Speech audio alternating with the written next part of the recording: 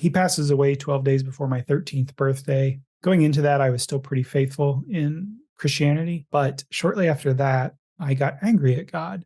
Why did you take my father away?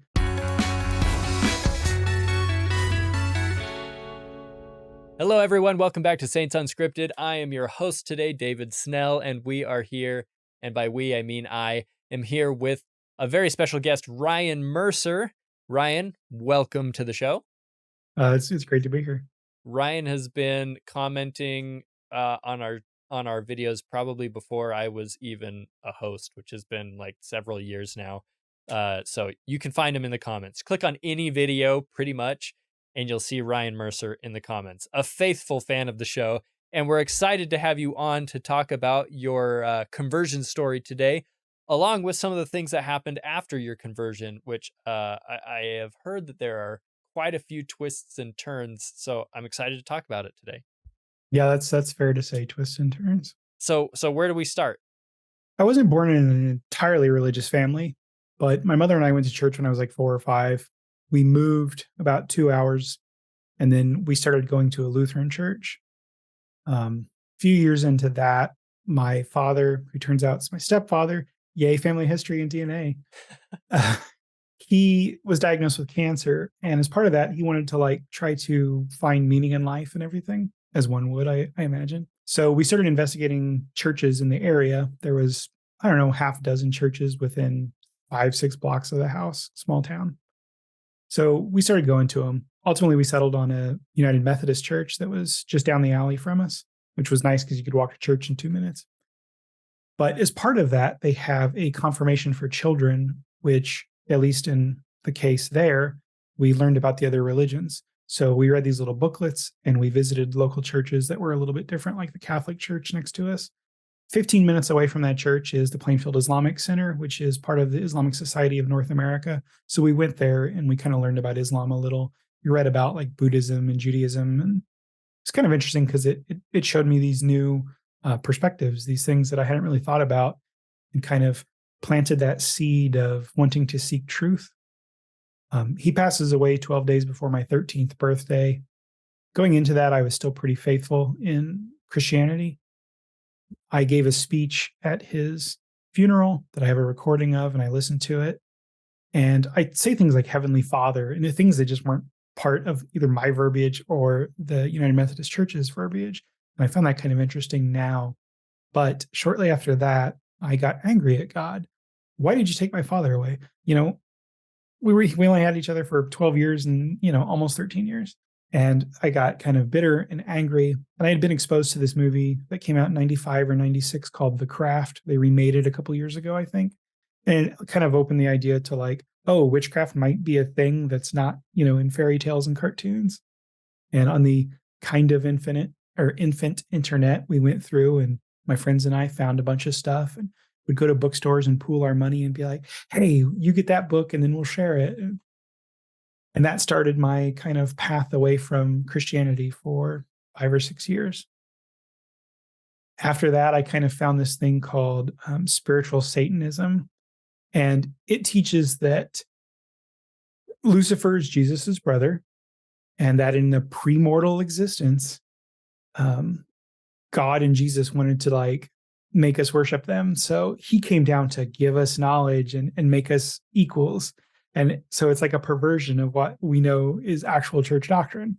And it sounded great. And it incorporates some magic with a K, like actual religious magic stuff into it. And I was like, oh, this is cool. And then my life started going down the drain. Spoilers, it was actually run by a neo-Nazi couple. Your life or the religion?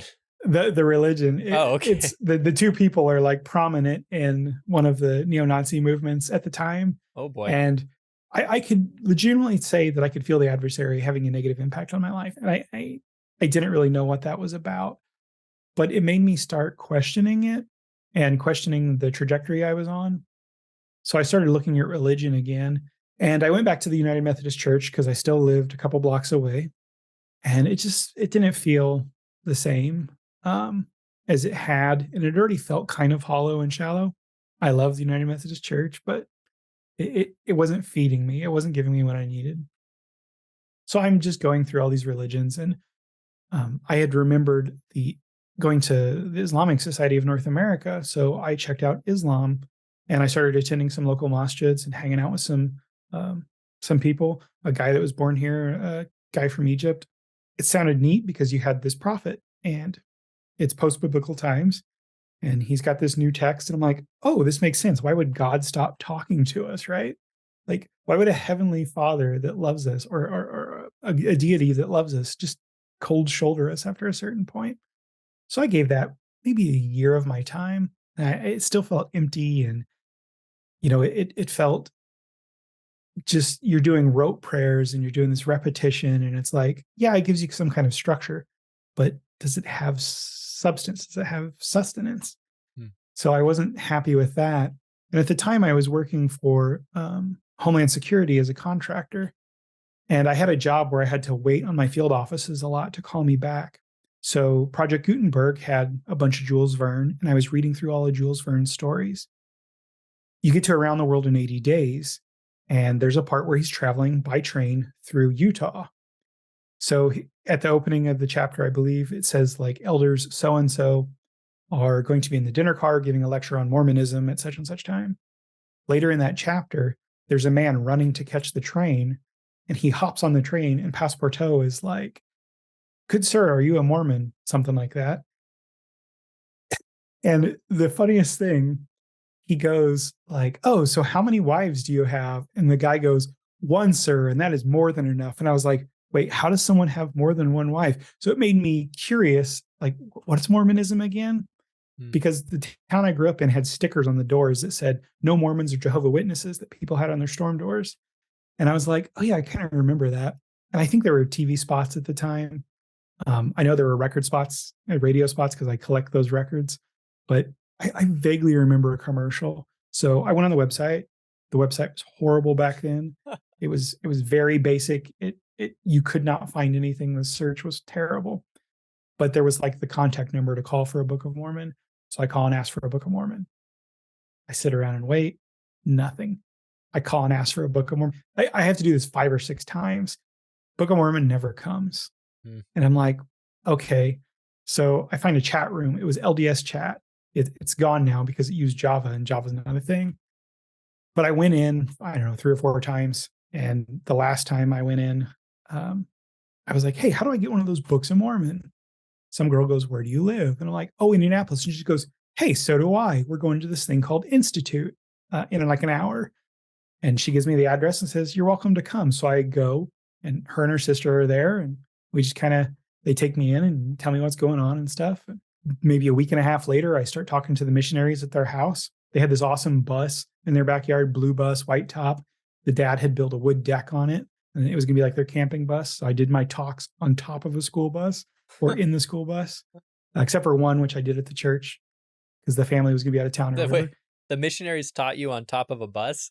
On top of a bus. I'll find a photo of it. It's on my Facebook. That's great. And it was such a weird experience. And, they just completely opened their house to me. I did all the talks because the home situation wasn't ideal. And I joined the church.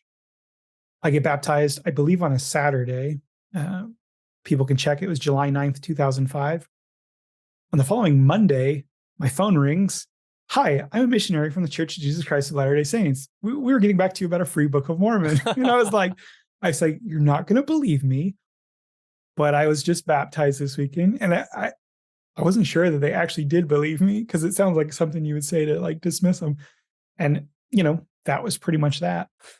I joined the church, and then shortly after I kind of went inactive again because, things happen. That's very vague. Things happen. What was it? If you don't mind me asking, what did you just not? Were you not able to? Did you not feel welcome in your ward, or were there not very many members? Or yeah, so I was. Let's see, I had just turned 20. I turned 20 in March, and I was baptized in July. So they kicked me to the YSA, which met in the building. They pushed my records over. It was like, hey, you don't go here, you go there. I had, kind of built these connections with a few people, and one of my missionaries had transferred out the transfer before. The other one transferred out the transfer after. And then here I am thrust into the YSA, and the family that I had done the talks at, the dad took a job in Texas. So the family was like gone within a month. They had to move. So I was kind of orphaned. Yeah. The YSA met at like 2 o'clock in the afternoon. I'm a person that's used to going to church at like 7, 8 o'clock in the morning. And it just kind of didn't really work for me. And I kept bouncing back to the family ward, and they're like, no, you go to the YSA. Well, I don't know how YSAs are everywhere, but here it was pretty cliquish. People would walk up, hey, where'd you serve your mission? Oh, I just joined the church. Oh, I got to go talk to him. And they would kind of, walk off. And as someone that's not necessarily an extrovert in person, if you come up to me and talk to me, I'll talk your ear off. But that was really hard for me to like make connections and stuff. So I just kind of kept gliding back to the family ward. And then my first general conference, they're up there talking about, oh, don't forget, general conference is this weekend. And I'm like, cool. Well, what's that? I guess I'm coming to church. I drive to the building. It's locked up tighter than a drum. There's no one there. I sit for like 2.5 hours and I'm like, do they believe in the rapture? Like, did I join a cult? Like, is this some, am I going to see them in the news? They, oh they no, branded their sneakers or something. And I just quit coming after that. I was like, okay, well, I guess they went out of business or something.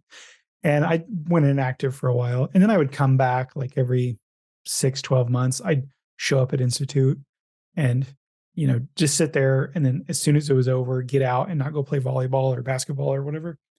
And I did that for a while, but then I went inactive for probably the better part of a decade, maybe 7, 8 years. That's about the time I had a medical event where I had way too much sodium in a short window. And my potassium levels were so low that I could not move. Like I managed to roll out of bed and fall on the floor, and I could like barely move my hands. Fortunately, well, it's not fortunate. My mother had thyroid cancer, so I was living with her. Me and my brother were to like help her. So, but fortunately, I was living with someone and I was able to shout for help. And laying there on the floor, I never understood why people are like pleading for God to help them when something bad happens. And that's all I could think about while I'm laying on the floor. Hey, you get me out of this situation. I'll do whatever you want me to. I mean, that was it. I got out. Probably a few weeks went by, and then I was like, well, I guess I better keep true on that promise. So I started looking at the church stuff again because I still had my scriptures, and they had my baptism date, and I'm like, oh yeah, and I found my baptism program, and I'm like, yeah, let me see when they meet and stuff. And that's about the time I think I found Saints Unscripted again. I had gone to my ward a couple of times, and then I was just looking for stuff, and I think I stumbled upon the channel, and it was pretty new at the time. I don't think it had a lot of videos, and I was like, well, they're a little bit younger than me, and it's a little awkward, but hey, it's the only content I can find. And I started watching, started going back to church, and then that's kind of when I got reactivated. We were going to move to an apartment, and that's when the bishop at the time, looked at my record to push it to the new ward, and he says, "Hey, you never got the priesthood." Like I never had the Aaronic priesthood. So on April 3rd, 2018, I'm ordained priest. Just in his office, he's like, let's just take care of that real quick. And then he said, okay, I've recorded it. I've pushed your record over. Good luck in your thing. He, wished me the best. I moved into the ward I'm in now. And I think maybe a week or two before I moved, I had gone to a mid-singles tri-stake fireside because we have to do tri-stake firesides here for mid-singles stuff. And it was all the 3 patriarchs from the 3 stakes. And they all talked about the importance of a patriarchal blessing. They said, show of hands, who has their patriarchal blessing? And I was like, what's that? I'm the only person. Well, no, I was like, I'm the only person that hasn't raised my hand, right? So I'm like, okay. And then I was like, they talked about him and stuff. And I'm like, I can have revelation for me? And I'm like, this is cool. And so I got that patriarchal blessing. And the things it said, I did not believe. I said, this was a cold reading. He told me what the church wanted him to say. He told me what he thinks I needed to hear. And I dismissed it. I moved into the new ward like 2 or 3 weeks later. It came in the mail just before that. I looked at it again, put it in the safe, forgot about it. Like 6 months later, something from that patriarchal blessing happens. And I'm like, wait, I got to go find that thing again. And I get it out and I'm like, oh, that's a coincidence. Then another thing, and then another thing. And the mutual dating app was pretty new at the time. So I had installed it because we only had like 10 people coming to mid singles and 3 of them were women. So you had a shallow dating pool here if you wanted to be with a member. So I installed the mutual app and I'm swiping. Oh, hey, there's this woman. Cool. Oh, she matched me. And then I almost unmatched her because I had my radius set to like 100 miles and she had been driving through on vacation and it Ooh. showed her like 600 miles away. And I was like, ah.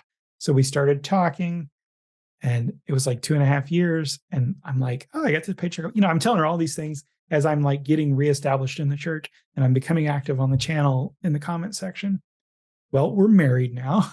It worked out, but all these things happen from that patriarchal blessing because I got reactivated, because I made this promise to God in this state of panic. And I just wish I wouldn't have wasted 13 years or something being active in the church. But, I had things to learn, I guess. And how long have you been married now? We are coming up on, let's see, 4/10/20. So we're coming up on year 4. Okay, right on. So my question is, you're not just active in the church. Yeah.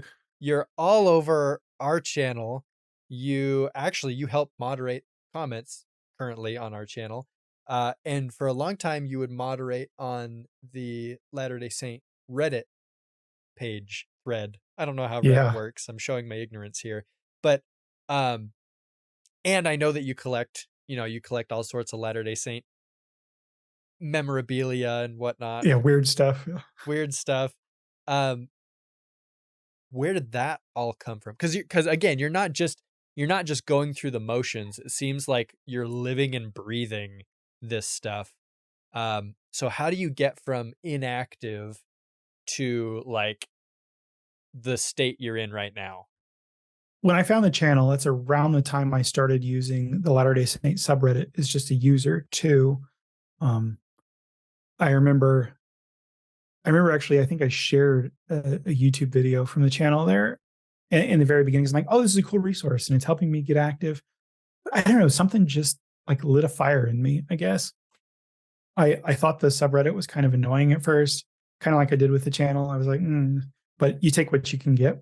But like the more videos I watched, I'm like, oh, this is a really valuable resource. I wish this would have existed, when I became a member of the church, because maybe I'd still be active. And the subreddit thing too, I was getting to see all these different people's experiences. And oh, so my experience wasn't typical. Like, stuff happens. And I was like, huh. So then I started learning more and reading more. And at that time, the church's website had gotten a lot better and had some content. I went full force in, and there were some good podcasts at the time. There's even better ones now that have come out. And I started listening to those. And I threw myself into it. I started reading what was available in the library app. And I don't know, it just something hooked me. I guess the Spirit and Heavenly Father hooked me because I made that promise. But it was interesting. I just wish it would have happened earlier. What is it that is so captivating to you? I think it makes sense. I read the Book of Mormon before I talked to the missionaries. I think I read it on the website, or I got it off Project Gutenberg, and I read through it really quick. And I was like, this is a document that doesn't have any major contradictions. There's some anachronisms, but I just assumed, okay, this is through that lens of interpretation. He used the best words he had. And the archaeological stuff doesn't bother me because we've done like 1% of the Americas archaeologically has been investigated. So not an issue, but it's this like cohesive story. And you see these people, and it's complementary to the Old and New Testament. And I recognize the value in those because they've been around forever and no one's found anything like scandalous about them. I thought this can't be fake. This can't be a fabrication of man. This is this people's record. Maybe this church is actually onto something. And then you throw in like living prophets and ongoing restoration and ongoing revelation. it was just so cool to me. And you have this priesthood authority and this lineage and all of these things. And I'm like, yeah, this is how it would be if it was real. So it must be real. It sounds like from earlier on in your story, you were talking about kind of that Satanism church set of beliefs, whatever you want to call it, and then Islam. And it sounded like you were kind of grabbing like whatever pieces of truth that you could from those places, stuff about the pre-mortality in that first group, and then in Islam, uh, you were talking about prophets and kind of modern scripture, I believe. Um, and it sounds like you had these pieces, and maybe it wasn't until you found the Church of Jesus Christ of Latter-day Saints that you found kind of a home for all of them, or where they all kind of fit together. Is that an accurate Yeah, I would summary? say that it was kind of like a moderate eureka moment. Um, it's just all the things that the church has, all the things that the church teaches. They just feel like a complete set of puzzle pieces. And other religions and other denominations have some of these truths, but they don't have them all. And, you know, our church through authority like brings all these things together and makes this like complete picture. And that was just, I was like, what, why haven't I found this before? Like, why doesn't everyone know about this church? This is, and I had these vague notions of what Mormons at the time, members of the Church of Jesus Christ of Latter-day Saint were, oh, they're those kids that ride around on bicycles and try to get you to come join them. It's this beautiful thing. And I almost wish that I would have been there when Joseph Smith was alive, because I'd have been like, yeah, you're onto something. When it got to the tarring and feathering and stuff, I'd have been like, hey, I'm out. But I'm glad I found it in the modern era, because it's something that you can take a look at and you can study and you can visit and you can think about it. We all have our own pace. It took me 15 years, something like that, to really get into an active groove with the church. But I had to like stumble through those things. And that's the whole point of coming here to earth. We raised our hands and said, yeah, send me, I'll go learn. Well, you've certainly got the beard for the Joseph Smith era, I'll tell you that. But it's interesting how kind of the more modern internet age has been such a large part of your process. You I mean, you were there from the beginning of the church's website when you kind of struggled to use it, and advanced all the way to kind of where it is now, and you've seen all of these different programs and materials and things emerge on the internet, and it sounds like they've had a real impact on you and your interests and your faith. Yeah, I would definitely say that I needed those digital resources, because at at the age I discovered the church, it maybe wasn't the most convenient thing for me to like go to church, um, like slide out of the house. Where are you going? From my mom, be like, oh, I'm going to church. And I've kind of heard that from other guests over the years. His name escapes me, but the one whose grandmother like said, if you go on that mission, you can't come back to this house. Mm. And he went off and did it. And then, things ended up working out with his family. But like I felt like I was in that situation. It was almost something I had to hide. Like I was a first century Christian hiding in a walled garden to exercise my faith. But when it became like a digital thing, I could just put some headphones on and sit there at the computer and be like, oh, okay, that's what that means. Or, oh, they're kind of like me.